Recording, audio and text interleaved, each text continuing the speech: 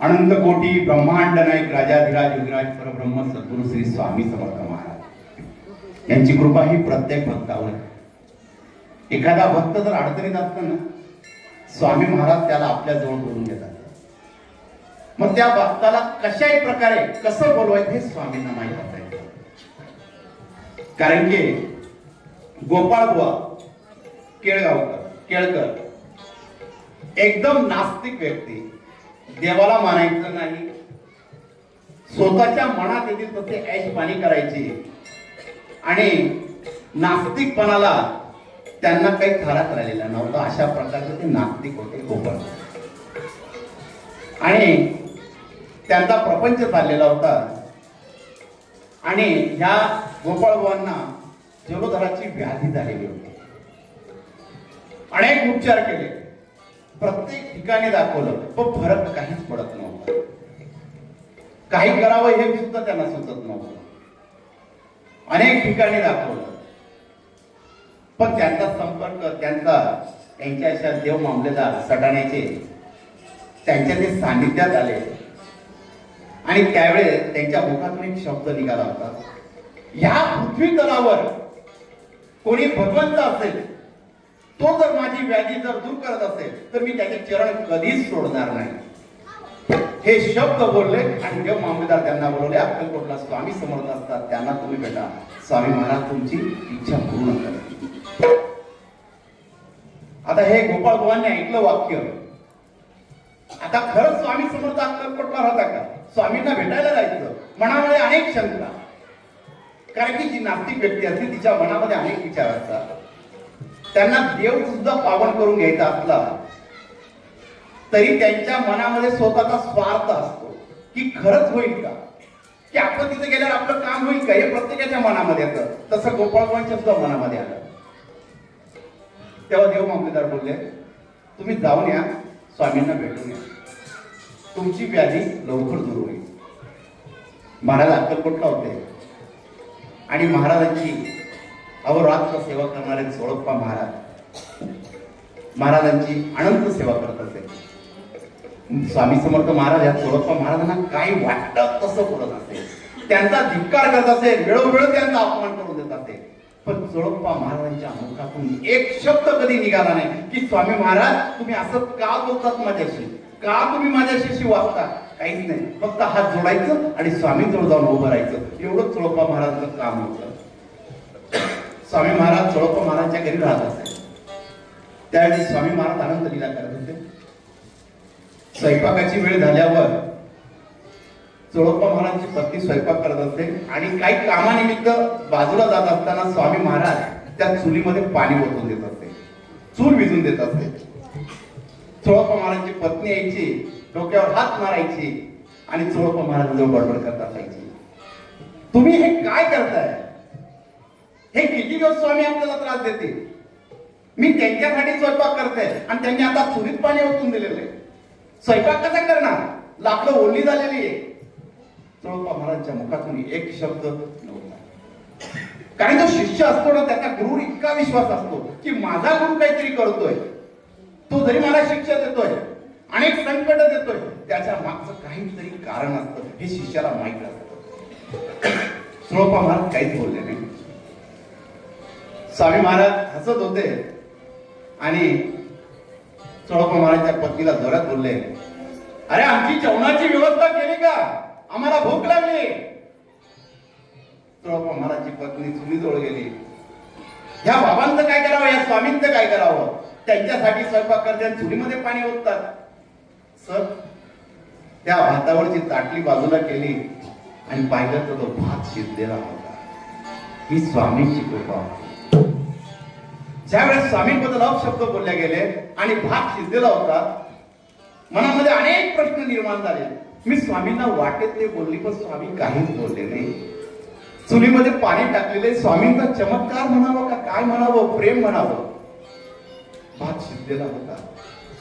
डोक्यावर पदर घेतला, एक पदर तोंडामध्ये दाबला आणि दादर थोडी घाबरलेली सोळप्पा महाराजची पत्नी स्वामींसमोर गेली आणि महाराजांना ताट ठेवलं. घाबरलेल्या अवस्थेत स्वामींना सांगतील करता त्या हातांनी, महाराज जेवण करून घ्या. अगं इकडं तुझी बडबड चालली, आता आम्हाला जेव घालतेस? तुझ्या चुलीत तर पाणी वाचलं. बाबा क्षमा असावी स्वामी. आणि स्वामींची क्षमा मागू लागली आणि स्वामी महाराज खदा खदा असू लागले. ही स्वामींची लीला चाललेली असताना गोपाळ बुवा हे मूळचे राहणारी रत्नागिरीचे चिपळूण तालुक्यामध्ये, त्यांना देव मामलेदारांनी आदेश दिलेला होता की तुम्ही अक्कलकोटला जा, तिथं स्वामी महाराज बसलेले आहे, ते नक्की तुमची व्याधी दूर करतील. गोपाळ बुवा अक्कलकोटला आले, महाराजांचा शोध घेऊ लागले. त्यावेळेस त्यांना समजलं की स्वामी महाराज चोळप्पा महाराजांच्या घरी.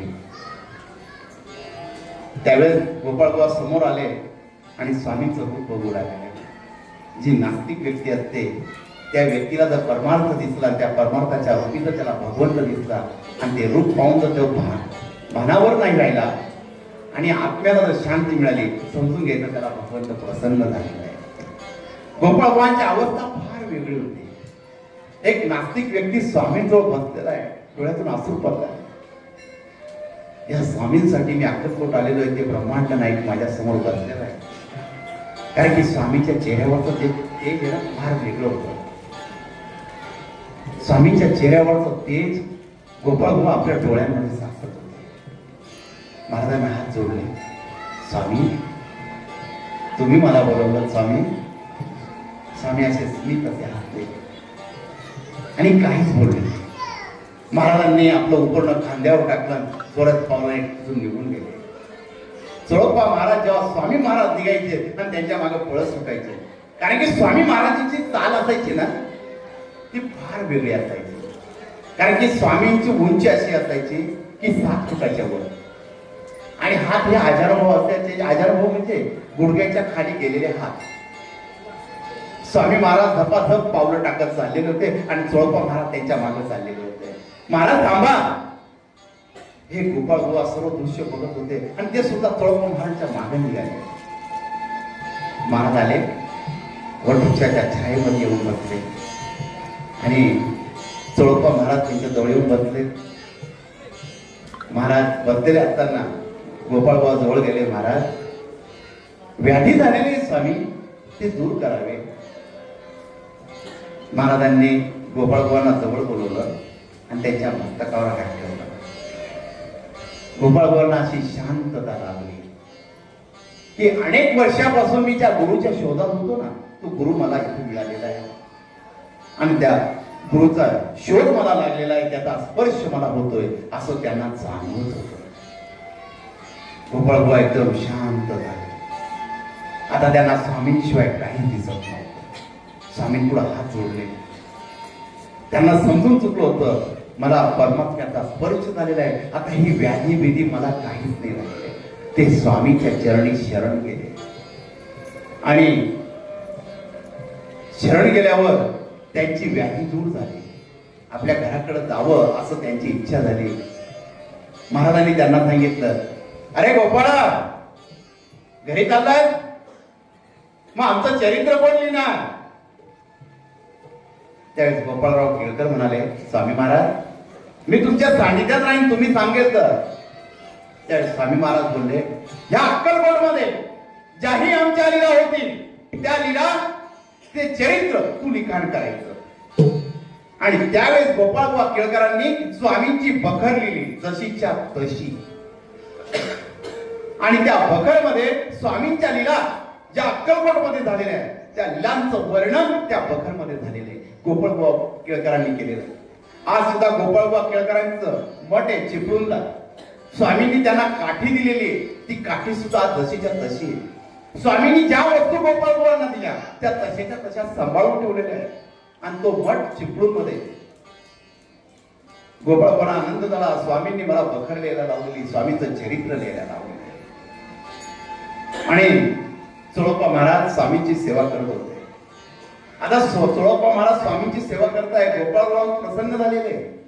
हा प्रसंग गोपाळबुवा बघताय की स्वामी महाराजांची लीला आगाध आहे आणि त्यांनी आपलं लिखाण सुरू केलेलं होतं. आणि त्यावेळेस त्यांची पहिली लीला ते चोळप्पा महाराजांसोबत स्वामींची चाललेली बघत होते. अशा वेळेस गावातील काही लोक होते, ते चोळप्पा महाराजांना दोष द्यायचे. हा नित्ता स्वामींच्या पुढे पुढे करतो, आम्हाला कधी स्वामी पुढे जाऊ देत नाही आणि स्वामी सुद्धा आम्हाला येऊ देत नाही. म्हणून गावातील लोक बडबड करू लागले आणि चोळप्पा महाराजांचा द्वेष करू लागले. त्या ठिकाणी महाराज निघाले की चोळप्पा महाराज त्यांच्या मागे पळत पळत जायचे. ही गोष्ट काय गावातल्या लोकांना पटत नव्हती. एक दिवस स्वामींनी गावातील लोकांच्या मनातली शंका समजली आणि त्यांना लीला करून दाखवायची हे स्वामींनी मनामध्ये ठरवून ठेवलं. सकाळची वेळ होती. चोळप्पा महाराज स्वामींना स्नान घालत होते आणि स्नान घालत असताना अनेक स्वामी भक्त तिथे उभे राहिले. काहींची बडबड सुरू झाली. पहा चोळ काय स्वामींच्या पुढे करतोय, स्वामींना स्नान घालतोय. चोळप्पा महाराज एक शब्द बोलले नाही. महाराजांचं स्नान घातलं, स्वामींच्या अंगावर पितांबर टाकला, स्वामींचं कपाळी गंध लावला आणि महाराज सरळ स्वामी भक्तांना बोलले, आता तुम्ही माझ्या बरोबर चला सर्वजण. आणि स्वामी महाराज पावलं टाकत टाकत तिथून निघून गेले. सर्व स्वामी भक्त स्वामींच्या मागे जात आहे, चोळप्पा महाराज जात आहे.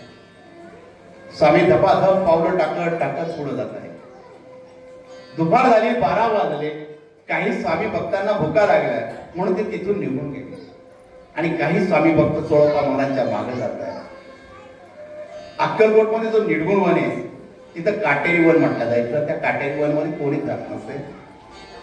महाराज त्या काटेरी वनामध्ये निघाले.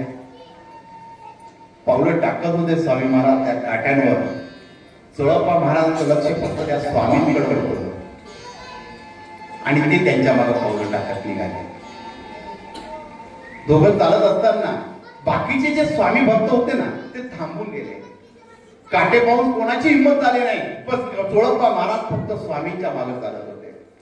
काही वेळाने महाराज थांबले आणि थांबलेले असताना स्वामी महाराज एवढंच बोलले, अरे चोळ्या, अरे काट्यात चालत आला, काटे रुचले का नाही तुला? महाराज तुम्ही आता कसले काटे, बस तुम्ही आता मला तुमचा आशीर्वाद बरं झाला. आणि त्यावेळेस स्वामी महाराज बोलले, तुझ्या पायाकडे बघ. त्या चोळप्पा महाराज खाली वाकून बघताय. जे काटेरी वन होतं, जिथे जिथे स्वामींनी पावलं टाकलेले होते तिथे चोळप्पा महाराजांचे पावलं पडत होते. त्या सगळ्या गुलाबाच्या पाकळ्या तयार झालेल्या की चोळप्पा महाराजांच्या पायाला एक काटा सुद्धा लागलेला नव्हता. गुलाबाच्या पाकळ्यांसारखं झेललेलं स्वामी महाराजांनी चोळप्पा महाराजांना होतं. दुसऱ्याची सर्व स्वामी भक्त जमले आणि सर्वजण चोळप्पा महाराजांना शरण गेले. चोळप्पाजी, आम्हाला क्षमा करा. तुमची जी स्वामींबद्दल श्रद्धा आहे, जी सेवा आहे ती आघात आहे. त्यांना त्यांची चूक कळाली होती आणि सर्वजण स्वामींकडे क्षमा मागत होते. महाराज म्हणताय, हा चोळ्या आहे, हा आम्हाला फार प्रिय आहे. हा चोळ्या जिथं जातो तिथं आम्ही त्याला बोलावून घेतो, आमच्या सोबत आहे. आणि चोळप्पा महाराजांवर स्वामींचं अति प्रेम होतं. म्हणून चोळप्पा महाराज आधी देहत्याग करतात